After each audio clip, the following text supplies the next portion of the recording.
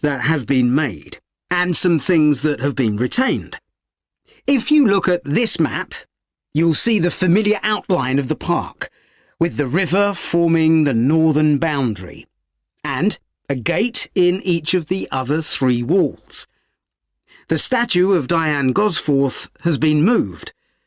It used to be close to the south gate, but it's now immediately to the north of the lily pond, almost in the centre of the park, which makes it much more visible.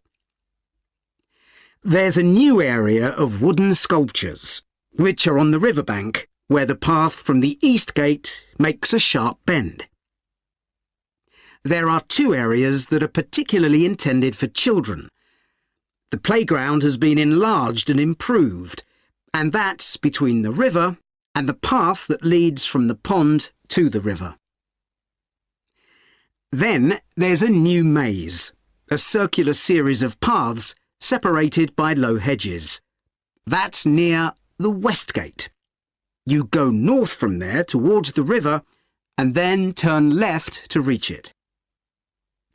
There have been tennis courts in the park for many years, and they've been doubled, from 4 to 8. They're still in the southwest corner of the park, where there's a right-angle bend in the path. Something else I'd like to mention is the new fitness area. This is right next to the lily pond on the same side as the west gate. Now, as you're all gardeners, I'm sure you'll like to hear about the plants that have been chosen for the park. That is the end of part 2. You now have 30 seconds. As chair of the Town Council Subcommittee on Park Facilities, I'd like to bring you up to date on some of the changes that have been made recently to the Croft Valley Park. So if you could just take a look at the map I handed out, let's begin with a general overview. So, the basic arrangement of the park hasn't changed. It still has 2 gates, north and south, and a lake in the middle. The cafe continues to serve an assortment of drinks and snacks, and is still in the same place, looking out over the lake and next to the old museum. We're hoping to change the location of the toilets and bring them nearer to the centre of the park, as they're a bit out of the way at present, near the adventure playground, in the corner of your map. The formal gardens have been replanted and should be at their best in a month or 2. They used to be behind the old museum, but we've now used the space near the south gate, between the park boundary and the path that goes past the lake towards the old museum. We have a new outdoor gym for adults and children, which is already proving very popular. It's by the glass houses, just to the right of the path from the south gate. You have to look for it, as it's a bit hidden in the trees. One very successful introduction has been our skateboard ramp. It's in constant use during the evenings and holidays. It's near the old museum, at the end of a little path that leads off from the main path between the lake and the museum. We've also introduced a new area for wildflowers to attract bees and butterflies. It's on a bend in the path that goes round the east side of the lake, just south of the adventure playground. Before you hear the rest of the presentation, you have some time, 17 to 20. OK, now I'll briefly help you to orientate yourselves around the site. As you can see, we're in the reception area, which we try to make attractive and welcoming to visitors. There's a corridor running left from here, and if you go along that, the door facing you at the end is the entrance to the coffee room.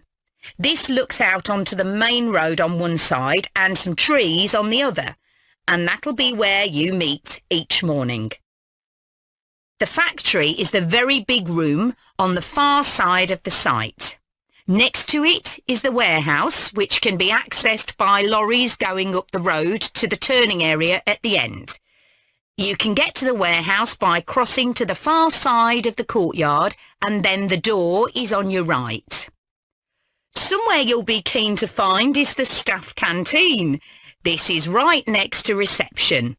I can confidently say that the food's very good, but the view isn't. The windows on one side look onto a corridor and courtyard, which aren't very attractive at all, and on the other onto the access road, which isn't much better.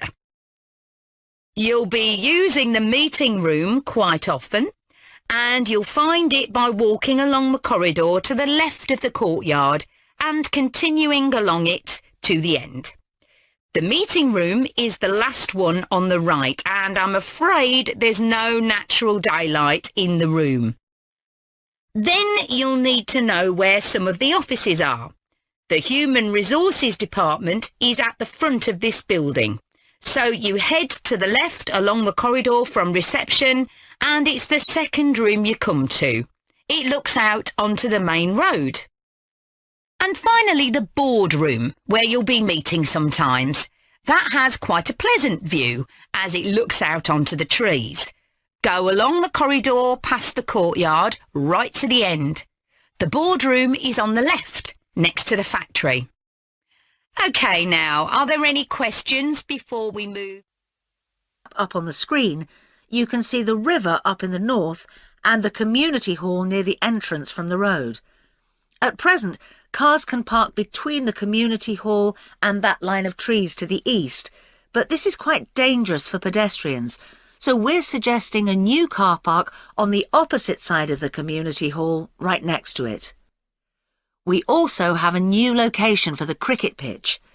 As we've now purchased additional space to the east of the recreation ground, beyond the trees, we plan to move it away from its current location, which is rather near the road, into this new area beyond the line of trees. This means there's less danger of stray balls hitting cars or pedestrians. We've got plans for a children's playground, which will be accessible by a footpath from the community hall and will be alongside the river. We'd originally thought of having it close to the road, but we think this will be a more attractive location. The skateboard ramp is very popular with both younger and older children. We had considered moving this up towards the river, but in the end we decided to have it in the southeast corner near the road. The pavilion is very well used at present by both football players and cricketers. It will stay where it is now, to the left of the line of trees and near to the river, handy for both the football and cricket pitches. And finally, we'll be getting a new notice board for local information, and that will be directly on people's right as they go from the road into the recreation ground. That is the end of part 2. You now have half a minute to check your answers to part 2.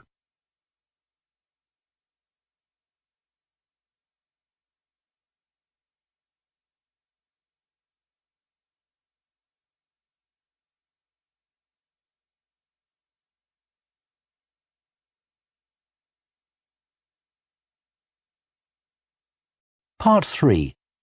You will hear 2 urban planning